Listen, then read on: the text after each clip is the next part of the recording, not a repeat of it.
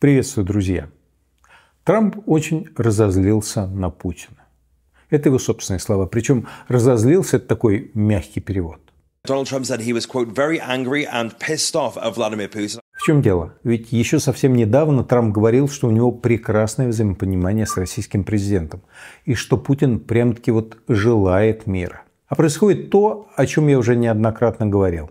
Доброе слово и револьвер работают лучше, чем просто доброе слово. Дальнейшее ведение войны для Путина, конечно, сопряжено с некоторыми неудобствами. Для продолжения боевых действий еще на год он будет вынужден принять достаточно неприятные для себя решения. По крайней мере, объявить еще одну мобилизацию, перевести экономику на военные рельсы, и так далее. Но он может себе позволить это сделать. Это будут не очень комфортные политические решения, они будут сопряжены с некоторым риском, но это модерируемый риск и переносимый дискомфорт. А вот у других участников временные ограничения более жесткие. Для Трампа окончание войны – это исключительно вопрос внутренней политики и успеха в глазах своего электората. Поэтому ему заключение перемирия интересно только если оно произойдет буквально завтра. Для Украины есть два сценария. Если американская военная помощь сохраняется или увеличивается, то страна способна выдержать военные действия, пока помощь есть.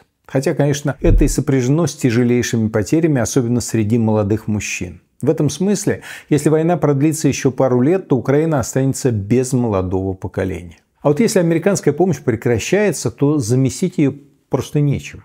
Европа ближайшие 1,5-2 года с точки зрения военных поставок ничем, или почти ничем Украине помочь не сможет. А с точки зрения разведданных и целеуказания Америку вообще невозможно заменить в обозримом будущем. В общем, Трамп спешит порадовать своего избирателя и давит на того, на кого давить проще. То есть на Украину, которая зависит от Америки почти полностью. Путин прекрасно понимает этот расклад и пытается использовать его тоже по полной. Его тактика сейчас – это тянуть время и тестировать границы возможных уступок. Поэтому с его подачи разговор о 30-дневной остановке огня превратился в 30-дневный мораторий на удары по энергетическим объектам. Согласитесь, есть все-таки разница между полным прекращением стрельбы и прекращением стрельбы только по энергетической инфраструктуре, которую, к тому же, все понимают по-разному. К той же тактике затягивания времени и продавливания выгодных условий относится договоренность о перемирии на Черном море. Черноморское перемирие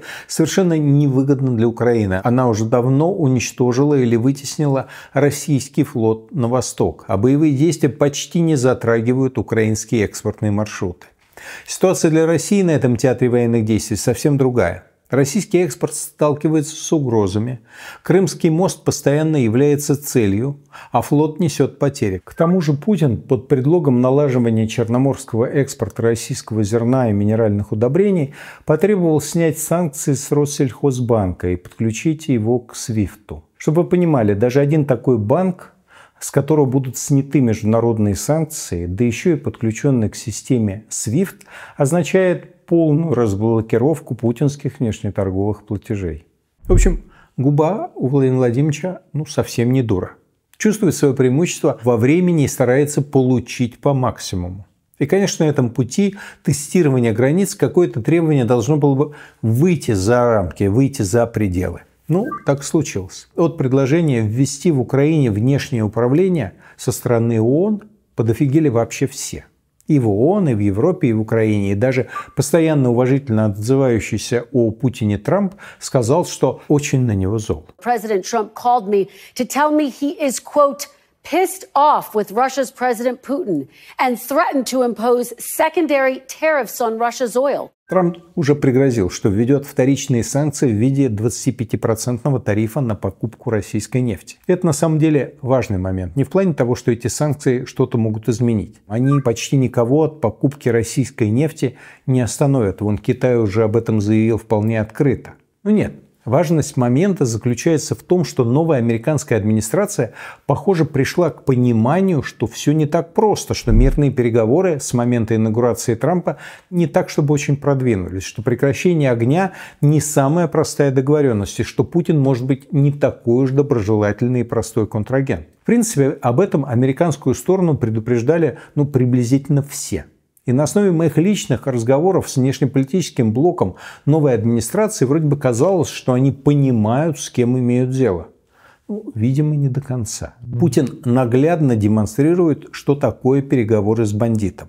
Бессмысленно пытаться задобрить бандита уступками. То, что вы считаете доброй волей, он рассматривает как слабость. Более того, даже понимание, что за вами стоит большая, чем у бандита сила, этого понимания бывает недостаточно. Не применяете силу, значит, либо вы сами боитесь, либо у вас нет силы. Потенциальные рычаги давления на Путина у Трампа вообще-то есть. Я был уверен, что по неформальным каналам угрозы использования этих рычагов были донесены до Путина. К сожалению, выглядит так, как будто это не было сделано или он не воспринял предупреждение всерьез. И в любом случае, если команда Трампа по-настоящему нацелена на остановку войны, ей надо переходить к действиям. Я вот прикидывал для себя, что могло бы стать таким действием, которое бы действительно сподвигло Путина к остановке войны. На месте Трампа я бы поспособствовал скорейшему внесению в Конгресс пакета военной помощи Украине в размере, например, $100 миллиардов в год. Оформил бы это, например, в качестве поправки к соглашению о недрах с Украиной. Заодно бы Зеленскому было бы проще подписать такое соглашение с точки зрения внутриукраинской ситуации.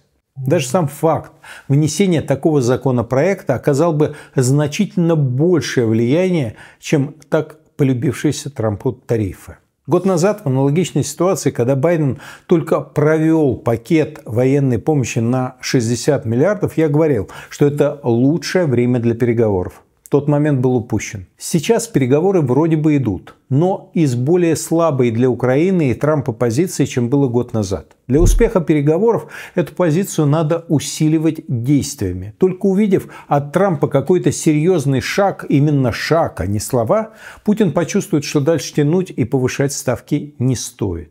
На мой взгляд, осталось не так много времени, чтобы добиться прекращения огня в 2025 году. Думаю, есть момент где-то до конца апреля, когда это еще можно будет сделать. После этого Путин просто вынужден будет запустить подготовку к летней кампании, и тогда окно возможностей для прекращения огня отодвинется на позднюю осень, а то и дальше. Приостановка боевых действий не будет означать мира, тем более устойчивого и справедливого мира. Но сейчас я боюсь, что даже теоретических предпосылок для этого нет. А значит, продолжение боевых действий и гибель людей нельзя оправдать великой целью. Поэтому приостановка войны видится мне сейчас единственным, не скажу, что хорошим, но правильным решением. И ключи к этому решению тактически находятся в руках у Трампа. А не приостановка, а завершение войны, вероятно, возможно лишь после Путина. Счастливо вам! К сожалению, в ближайшее время Россия и Запад неминуемо будут жить в состоянии войны. Но я бы все-таки хотел, чтобы эта война была холодной, а не полноценной.